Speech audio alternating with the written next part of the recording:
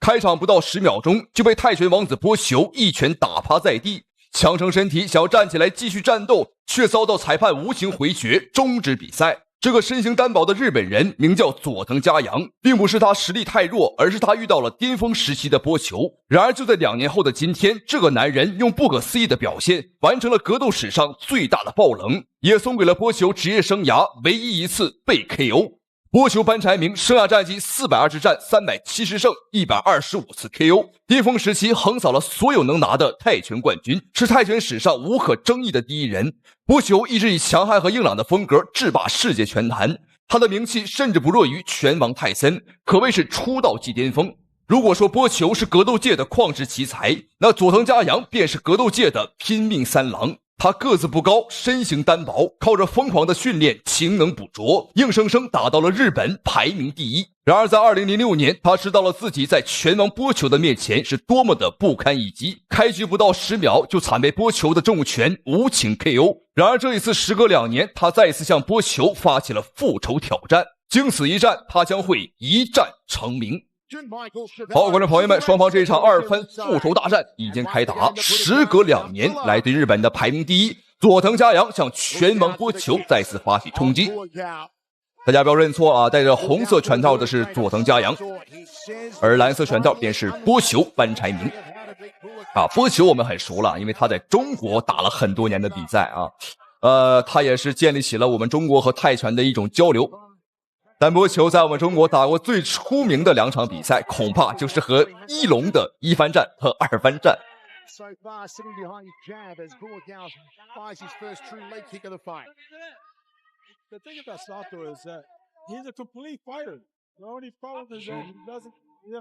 可以看到，在波球面前，佐藤佳阳显得是手足无措啊！哎呦，非常的慌乱，我感觉他双腿现在都是在发抖、发软。只不过这个比赛啊，这个时间太久远了，我们看的不是特别清楚。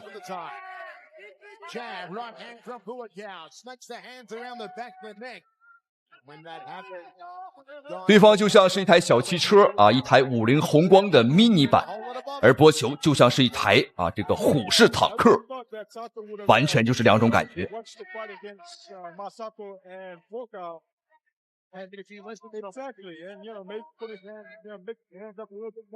我们且先不说双方的技术特点和风格，光是看身材波球的身材是真好看，漆黑健硕就是一种呢，我们光是看着就感觉有劲儿。上一场比赛波球是用拳法 KO 的佐藤佳阳，但是在波球的技术特点当中呢，他最擅长的并不是拳法主要是膝法还有腿法。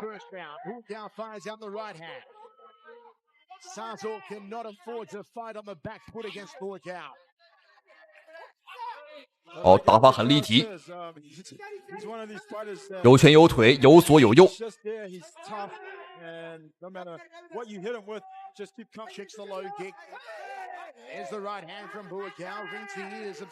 可以很清楚的看到佐藤佳阳的防守是非常的烂防守漏洞非常大。波球的拳50%以上都能打中。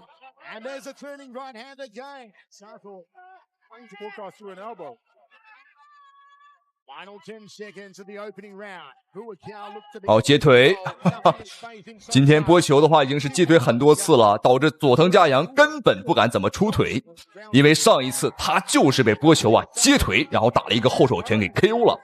所以说今天我们看佐藤佳阳他只敢踢一些低扫腿稍微中扫都不太敢踢。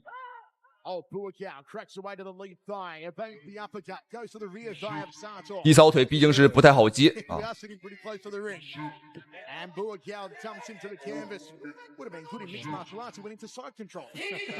这一场比赛之前，佐藤佳阳的支持率是相当之低了包括他的家人都不太看好他。他的父母也说了，儿子别打了，我们不想白发人送黑发人呐。但是他还是比较执着于复仇。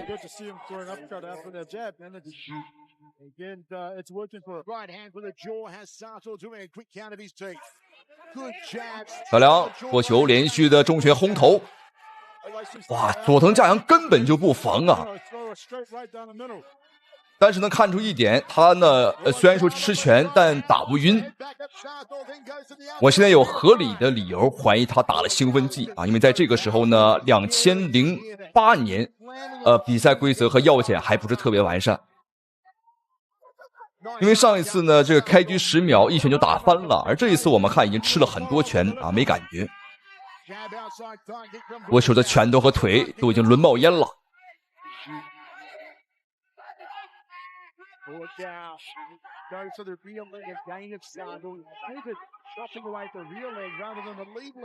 你看，又吃一拳，砍腿也没效果啊！这个佐藤嘉阳完全不晃。要知道波球的砍腿是很猛的，又是一个后手拳，佐藤嘉阳还是不为所动。而且他整个人呢是很亢奋的一个状态啊，不断前顶。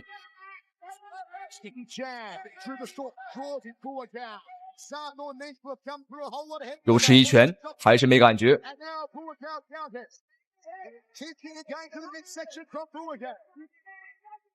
好，又一个前摆，还是没感觉。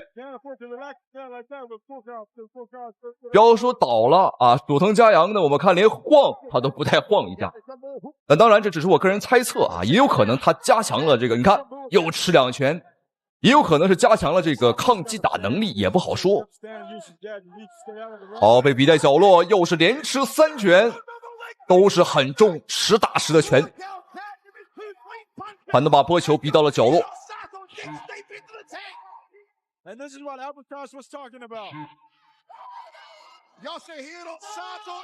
好，第2回合结束，波球的表情已经有一点蒙圈和无奈了啊。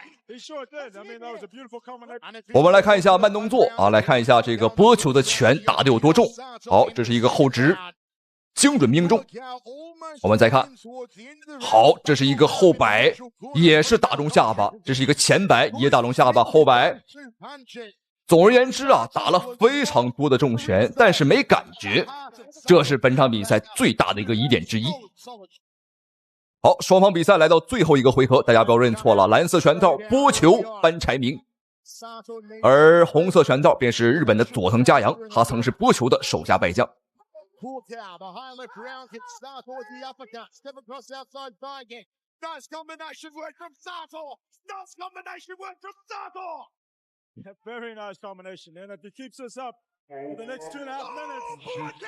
火力都很猛，最后一个回合2个人明显是要拼了。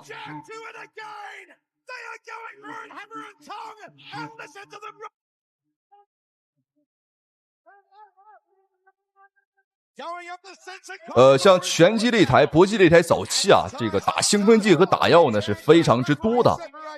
熟悉拳击比赛的观众朋友们肯定知道美丽死神啊，那美丽死神后来被查出啊，每一次比赛之前他都是大剂量的用药啊，所以说被称为了美丽药神。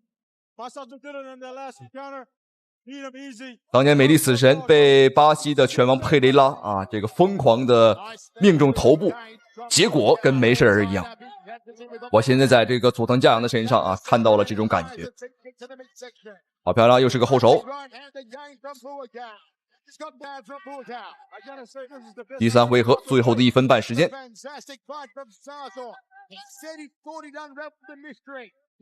佐藤嘉阳依旧是斗志满满，看来这一次他的复仇啊准备了很久了。而波球这一边，哦，什么情况？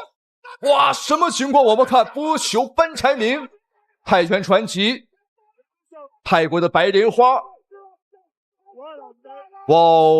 哇，这一幕简直不可思议，这是波球职业生涯唯一一次被 KO 的场面。在比赛之后有3种说法啊，一种说法是佐藤嘉阳他针对波球做了战术，而且他刻苦训练啊，他变强了，他超越了波球。